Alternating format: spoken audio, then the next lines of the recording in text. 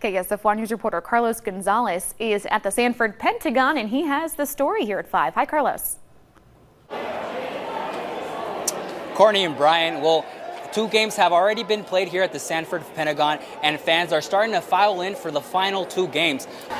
Brian and Courtney, although the results may not have been what they wanted, Jack fans still rallied behind their team here at Cubby Sports Bar and Grill. A couple of tough losses there with Iowa and Northwestern. How does it feel to go out against a USC team, which traditionally they're so good in bowl games? Wilson suffers from mild to severe hearing disability, but when this helmet comes on, that hearing is virtually eliminated. Talk about your defense there. The game came down to the wire. How big has your defense been for you guys all season? And while several people are out having a ball, it's not the only business picking up.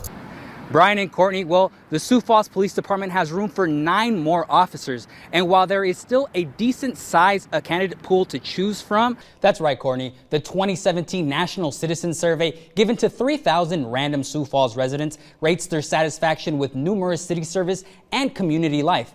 Brian, Courtney, Senate Bill 35 would take away the funding schools received with the half-cent sales tax. Courtney, trying to find the right person to lead Lincoln was a rigorous process. Starting in July, Robert Grimm will take over as principal at Lincoln High School. I spoke to Sioux Falls School District Superintendent Brian Maher. He says it was an extensive process trying to find the candidate they believe was the best fit to fill the shoes of current principal Valerie Fox. Maher says finding her replacement was about a 3-month process with a very competitive candidate pool. I'm so proud of the fact that I'm from South Dakota, went to Iowa and played in Minnesota. After 11 seasons in the National Football League, South Dakota native Chad Greenway announced his retirement Tuesday morning.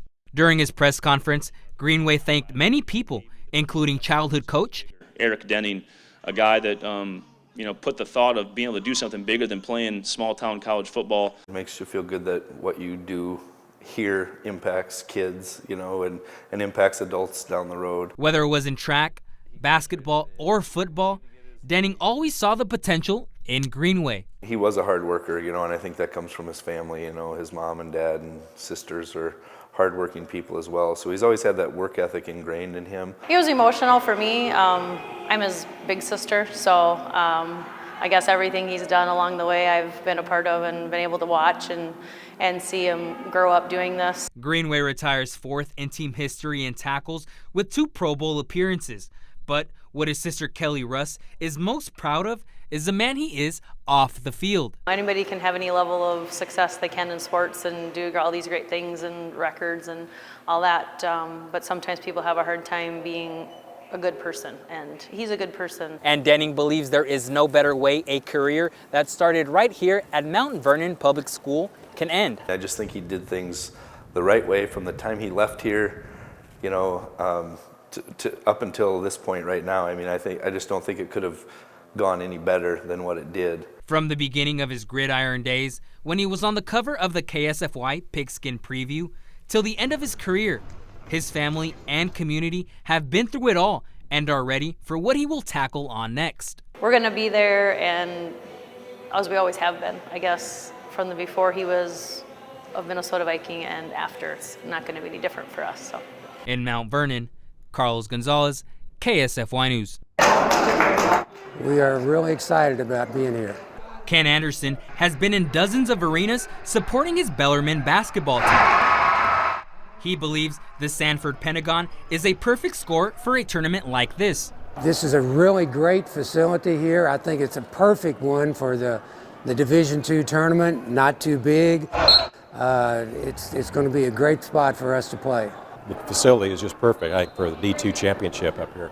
Although basketball is the main reason he's in Sioux Falls for the week, it's not the only reason Anderson traveled from Kentucky. South Dakota is a fascinating state. Now, we're here for basketball, but we're also here to be tourists. We've only been here 3 times before in our entirety, so if we ever get a win in this region, it'll be the first time we've ever got to like the Final Four. So, in hopes to get there. Scott Scheib from Oregon, Missouri says traveling for events like these is about having a great experience. So I kind of like to see the different teams where they're at, what type of team they've got, and it's kind of fun to see if you can kind of see the players and try to match up maybe the moms and dads in the stand. I really enjoy supporting the team in an environment that's different from your home games. It was a good switch. As Brandon Valley seniors Wilson Colbeck and Alex Waltner reflect on one of their final games of the season, they know it hasn't been easy. The game means a lot to me. I haven't been playing it as much as everybody, but it means a lot to me. That's us. I'm just getting not nervous. Wilson is a running back, receiver, and kick returner for the Lynx, but what's most impressive is not how many positions he plays, it's how he's able to execute his assignments on the field. Wilson suffers from mild to severe hearing disability, but when this helmet comes on, that hearing is virtually eliminated. They've known me. They know like what I can hear and what I can't hear. So they understand and they help me try to do the best that I can because they want to see me perform well, and I know I want to see themselves perform well too. On the hitch, got it. Waltner and Colbeck have come up with hand signals to communicate on the field when Wilson is unable to hear the play. Everybody on the team helps him out whenever he needs it, no matter what it is, and we bring him as a teammate because he's definitely one of us. And although Wilson's hearing impairment can be frustrating for him at times, it's nothing but an inspiration for the rest of the team. Sometimes when it's difficult, times are tough, you know, he's got a smile and you can always crack a joke with him, and I think it keeps that lightheartedness within the team. I think we all really care about each other, and that's what got us this far. In Brandon, Carlos Gonzalez, KSFY News. Yeah, this is typical Cubbies. Jackrabbit fans of all ages We support our team here, so show their pride and team spirit. it's just great to see. Among all fans sits alumni and diehard Tim Jenner. We are continuing to show success for mid-majors, and I think it's great. They hope to see SDSU make history as a 16th seed. It's going to happen one day, maybe today. There's always a chance. Yep. Despite the outcome, Jenner just wants guys to play hard and show some pride for South Dakota and just show them what we're all about here. as fans and alumni soak in the moment they've been waiting for all week. Every year we get to support them in March Madness is just a bonus for us, but yeah, it's awesome. They think back on how much the university has achieved. So it's just kind of great to be able to see how SDSU has progressed from a university and a sports team perspective. And while the drinks keep pouring, so does the love for the Jackrabbit faithful. Take pride in our players and how hard they play, and being a smaller community, we really support them. It's a great way to start the day. Eric Meyer was one of the several people warming up before teeing off at the Baker Crossing Golf Course. I got the email and I called right away and got a tee time because I knew people would take advantage of it. And they did. Tee times were hard to swing by this sunny and warm Friday. Let's get outside, walk the course, get a little bit of exercise, and especially after a long winter, it's nice to just get out and be active again.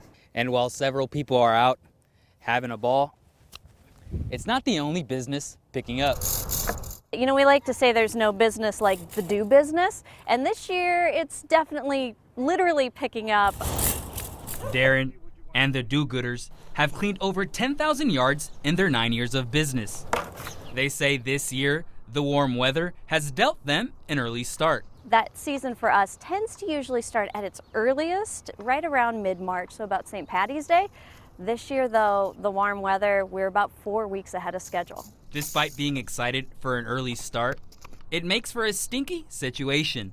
A lot of times our seasonal help will be students who are on spring break, and spring break doesn't usually start till March, so now that we're a month early, that makes hiring a little bit more of a challenge.